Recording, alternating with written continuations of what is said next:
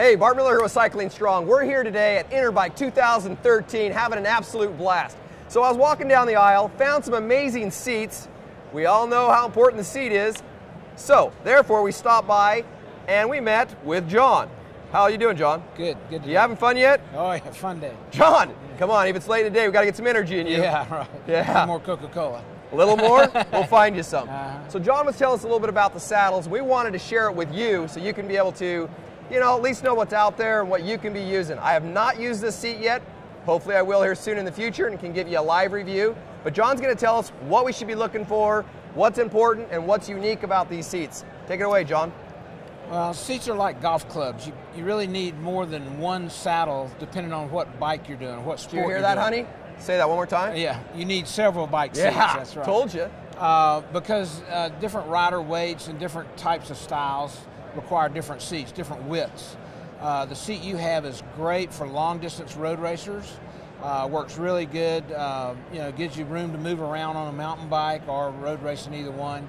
Whereas we have some of our other saddles which have bigger relief channels for triathletes that use aero bars and things like that. Gotcha. So your junk's not going to go to sleep as much. Hopefully. Yeah, hopefully. Yeah. It's always a bad thing. Well, bike position's the big deal. A bike that doesn't really fit you well, doesn't matter what seat you have on there, you're still going to have problems. Sure. So many people have seat heights that are too high. Yeah. So we lecture about that a lot. All right. Well, I know you've been in the industry for a while, so let's get a little more specific. I mean, how do you know what seat fits you? I mean, you can try out 10, 11 of them, well, let's say it's a fit, and all of a sudden, you're having problems. How do you really know what seat's the right seat for you? You just have to bolt them on your bike and go ride. Invest the time. Yeah. But it's things like your shorts, the type of chamois you have in your shorts. Sure. Things like that can really affect the seat. You can have a seat that's perfect, get a new pair of high-end bib shorts, and the seat goes away. Why is that? I think it's because the chamois are too thick. Okay. A lot of guys worry about chamois thickness. Yep. I consider them diapers.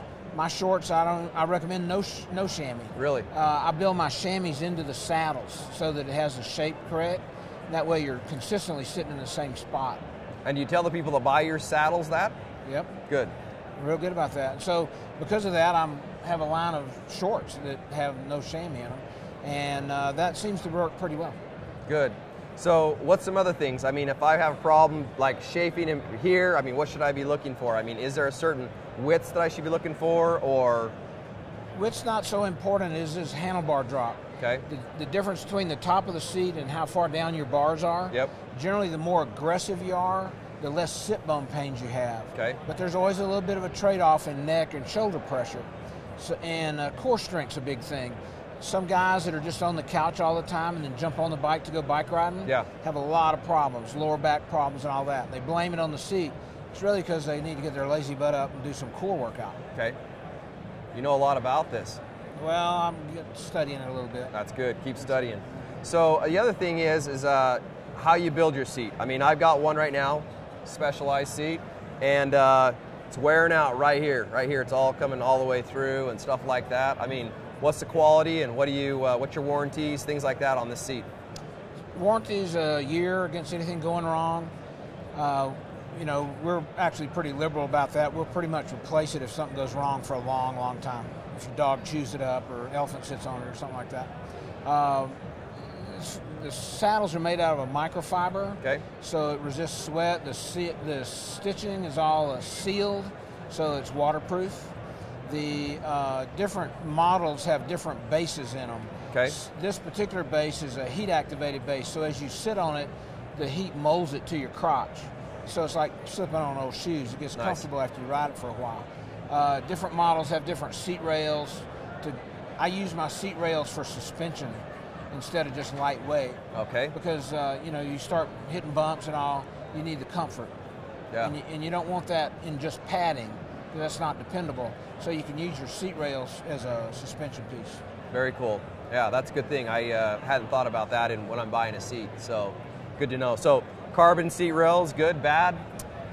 Carbon seat rails are good. I don't offer them on any of my saddles because on several of my seats, I use 100mm long seat rails. They have a lot more adjustment, and carbon seat rails won't pass the impact test for 100mm seat rails. So. Gotcha.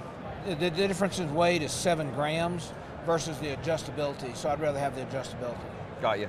And you said for Leadville, long races I do, this would be the ideal saddle for me. If you've got a dual suspension bike and you're really riding pretty hard, this is a great saddle.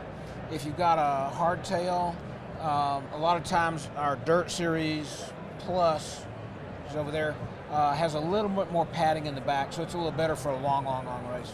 Very cool. Wow, what a great interview. Thank you for your time today. Thank you for your knowledge. And we're going to be posting this on our YouTube channel. We hope that we'll send you a link for it. People will have questions. They're going to post them on there. We'd love it if you'd jump on there, make sure you're addressing those questions for them so they get the expert on that done. And biggest thing out there, everybody, is make sure you keep cycling strong. Make sure you ask the questions. We found the expert for you. He'll give you the answers. And stay tuned for more 2013 Interbike interviews. Talking to you soon.